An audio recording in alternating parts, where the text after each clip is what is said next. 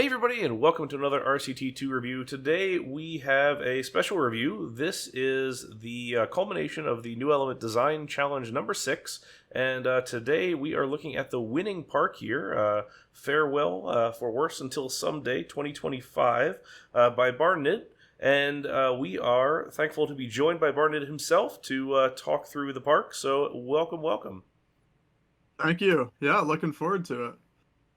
So you are coming off of the big win here, 91% score on a design, which is pretty huge on this one. I imagine when you were finishing this thing up, you probably thought you had a pretty good chance at winning this thing. Were you surprised to take home the victory? I I thought like I thought it would do fairly well. I didn't think I was gonna win. I knew there was some other really good or really strong players, in the competition. Um, but yeah, I thought like anything, I probably would have been happy anywhere in the top five. But I'm obviously really happy with how the park was received. Yeah, for sure. It's a really interesting one. So, for anybody who's not familiar with the design challenge, so the contestants are given a stock layout. So this B&M sit-down coaster here was built by Pacific Coaster, and the challenge is to basically theme it in any way they want. So your theme is pretty interesting since it sounds like it's a pretty personal one and kind of tells a story, and it's pretty emotional too, I thought. So do you want to talk through it? Yeah, for sure. Well, I actually had an idea similar to this all the way back in Head to Head 9. Actually, I pitched an idea similar to this to my team, and we didn't end up doing it. I think that was honestly probably for the best because I don't think it would have turned out quite as well. But so I've had an idea to do kind of like a story park like this for a while. And obviously there's the kind of the two characters that you see, and there's different scenes throughout the purple character and the white character. And the coaster Yeah. kind of goes through everything. It's meant to be kind of different memories, kind of like mashed together on one map. But everything behind this, it is kind of telling a pretty personal story. But one thing I've found really interesting in the feedback that I've received for this park is a lot of people are taking different things away from it. Some of it was in like the some of it was intended, and then other people are kind of getting things from it that I never really meant to put into the park. But I think it's really cool that people have been kind of interpreting it in different ways. So when I released it, I left it a little bit vague. I think the only thing I put in the description is that it was supposed to be a collage of memories. So I think it's been interesting that people are kind of having different interpretations of the map. Yeah, I love the just different little vignettes and stories that all sort of tie together just thematically and everything. I love all the little signage and the headings and everything, like the pond in 2020, and then over here first par 2024, and then just like these really kind of fun signage that sort of kind of orients you a little bit to your story, but doesn't totally um, break the illusion of the theme and everything. And these like interesting cutaways and everything. It's a really interesting departure, I feel like, from a lot of what we saw so far. Hmm. Yeah, it was interesting. I was a little worried actually about doing the theme just because I knew it was a little out there. I wasn't sure how it would be received by the community. But yeah, I'm really happy that people seem to have enjoyed it. It was definitely outside of my comfort zone. I've never built anything like this before, but I think I'm really happy with the end result. A lot For of it came sure. together. Yeah, and I think it really is interesting because you did a really cool vibe here. I think that, like you pointed out earlier, I love the two characters here, the one in white and one in purple, and then the rest of everything else is just washed out in black, and all the different other elements here. So it really draws your focus to those little scenes, and it's kind of almost like a hunt to go through here and try and find all the different moments and elements and sort of try and trace your story, because you have the couple of dates that are dropped in here that you have to go almost kind of piece through. And I think it was interesting because I've always been kind of an advocate for clickable stuff to kind of tell your way around the story, but I like that you've chosen to sort of leave it more ambiguous, and for the most part, not much of this is clickable. So it's really a observe the scene and kind of see what's going on and make the decisions for yourself. Yeah, yeah, that's definitely what like the intention was behind it. I At one point I was thinking about, including a README or something like that to explain a little bit more about it, but I ended up deciding to kind of leave it a little up for interpretation, and I think yeah, I think Well, I'd do it the same way again if I had the chance. yeah, I mean it's funny for me because I like almost beating stories to death and seeing every last little bit and piece of everything. So for me, I'd love to see a readme, but I think that it always we've had a number of these sort of story driven, kind of ambiguous message uh, maps throughout the years, and it always is really interesting to just see because you get so many different takeaways and just people take different things from it, and I think that's fun. Now all these little places here, like Lucy's here, and then you've got Wink's Mhm. Eatery and all that. That's all based on kind of local stuff for you.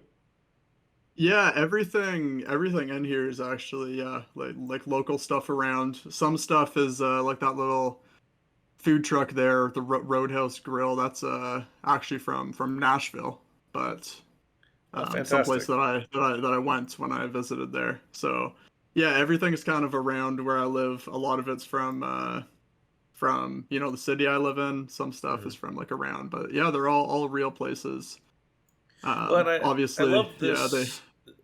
this theater is cool to me because it's kind of got this sort of dreamlike state where you've got when you're looking at this angle, you've got this like, fantastic facade and everything. You turn the corner and it's kind of like slowly disintegrating out into the nature, into the next thing. But then you have this really great cutaway. Then the coaster screaming through the middle of it. It's just such a cool thing. It's clearly sort of metaphorical more than an actual thing in a place, which I think is Mhm. is fun. Yeah, yeah, it is fun. That's the theater was the first thing actually I put down on the map. Um, Also probably the most difficult part of the build. Just it's really difficult even with just getting the rock work right, making sure everything was covered from the different angles. But I was really happy with how that turned out. I was actually there's a point when I just started where I almost just gave up on the thing because I was having so much trouble trying to figure out how to do that theater. Well, just technically wise in the game. I mean, you've got curves, you've got half diagonals, you've got a bunch of just really interesting, weird angles and just different stuff. And you made a bunch of objects for this map too, which I think are going to be super useful for the community. Yeah, I did. I've actually noticed there's a couple objects where like I would make one side of a half diagonal, but then I also created the other side.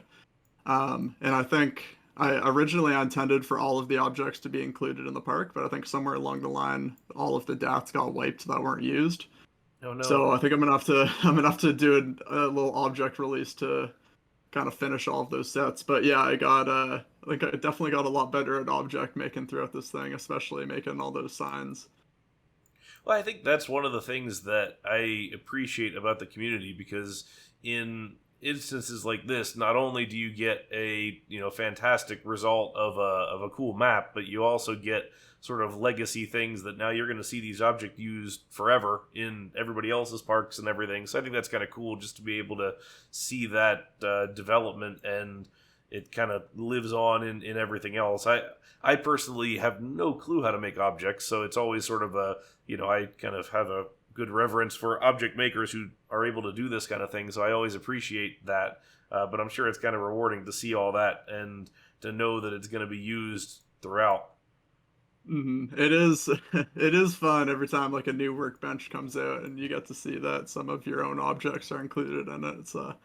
always a little fun to see. That is like a really great part of the community, like you mentioned. I love how community driven everything is and how the game kind of organically pushes itself forward through like little contributions by so many different community members. Absolutely. I love the sunset. So this is one of my favorite bits of the map. I just think the just love the texturing and kind of the glow on the water and everything. You really get such a nice vibe here with the plane or the little farewell banner here, and then the signage and everything that matches the curve of the water's edge. It just for me, this is probably my favorite part of the map. Yeah, that I'm really happy with how the sunset turned out. That one was it was really kind of interesting to build that because a lot of those are just like single angle objects. Like it didn't feel like I was playing conventional RCT in the same way when I was doing the sunset. It was interesting, but yeah, definitely a fun part of the map to build. Right, absolutely. Yeah, you can kind of see how it comes in and comes out. Do you have a favorite bit of the map?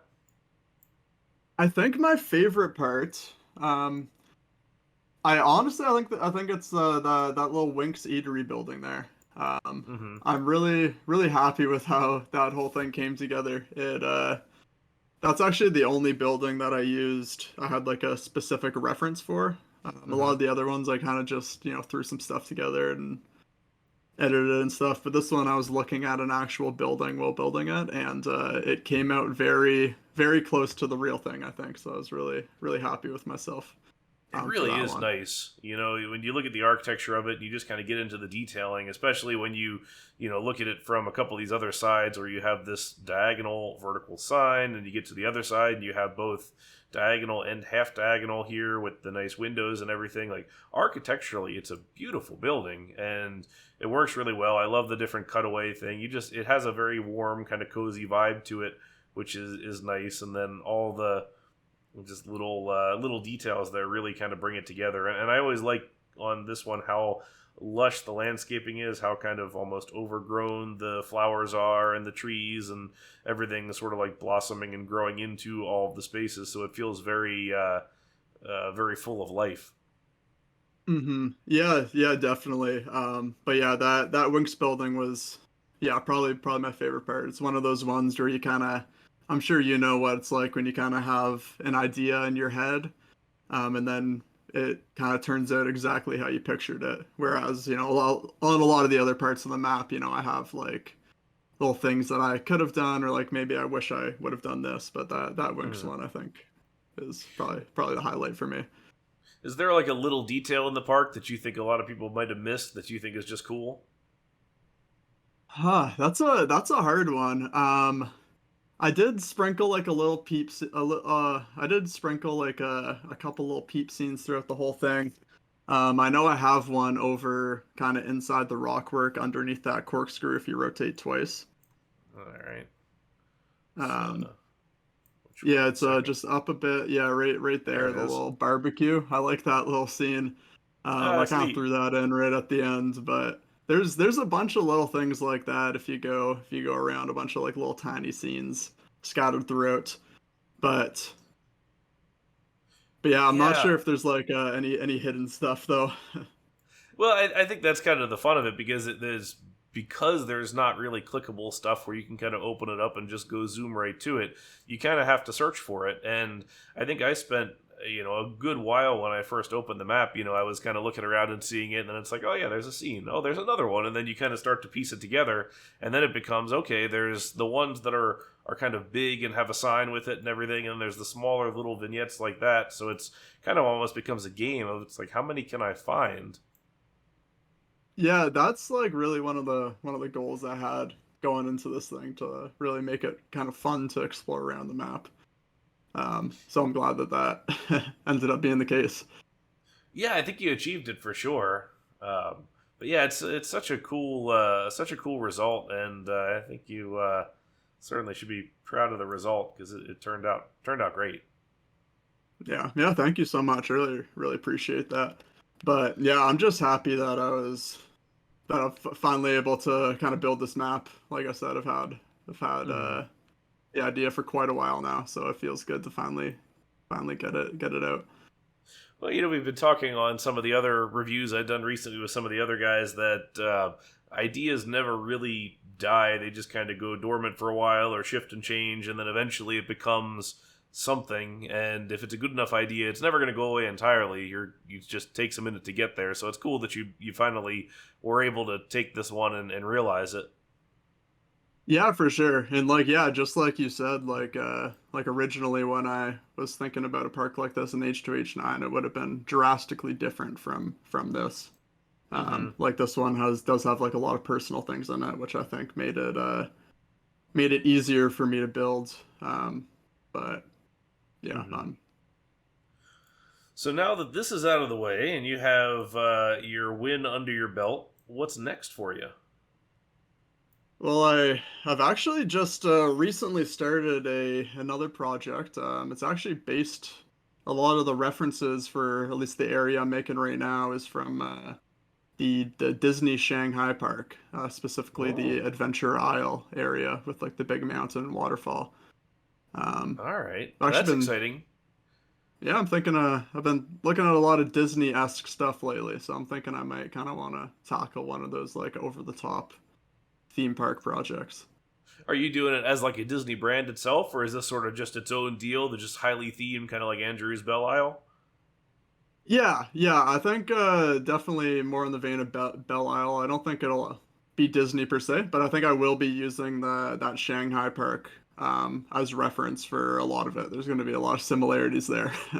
Well, that's a good reference to have. I mean, I think especially some of the newer Disney and Universal properties, there's just so much cool inspiration there that hasn't necessarily been seen in the game yet. So that's always sort of fun to be one of the first ones to realize some of those types of themes.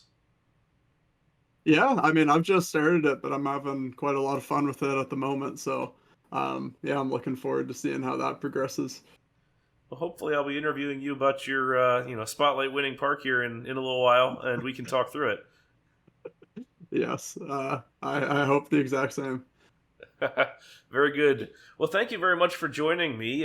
For anybody who'd like to download this park, I will provide a link down below. You will need Open RCT2 to view it because it's got all the nice new B&M pieces in there. But that was barnNID for this project. Thank you so much for joining. I really appreciate your time. Yeah, thanks for having me. It was a lot of fun.